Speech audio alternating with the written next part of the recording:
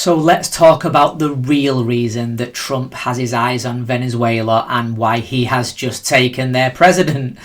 This is to do, everybody likes to think that they know the answer and that it's to do with oil. America wants to steal the oil. Now it is to do with oil, but it's not in the way that you think.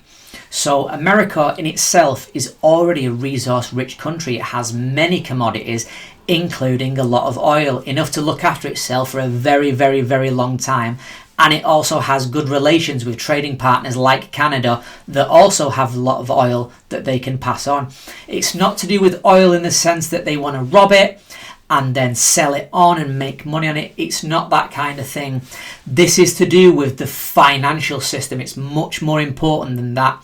America has had an agreement in place with Saudi Arabia for a very long time, something called the petrodollar. Now this is where all oil has agreed to be sold in dollars around the world, meaning that America maintains this absolute almighty powerful system, and in return for that they would look after Saudi Arabia in the form of military might. That's why they've been left alone for a very long time.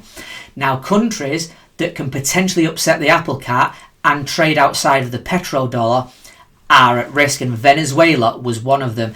This is America's attempt to offset the East and get the Western hegemony back on track, the American empire, and it's a way of trying to strengthen the American empire. They're going to want to put a puppet in charge that gets back to the petrodollar, no questions asked, right under the American thumb, and that's why this is more important to them than just stealing the oil and selling it on. It's not about that, guys. This is about the financial system underneath that and the currency, the very currency that's in your pocket, because it is far more important than just selling oil and stealing oil. This is about to do with the hegemony of the West having strong-armed over places like the BRICS nations, China, Brazil, India, Russia, and those nations are getting fed up of the dollar being the main currency.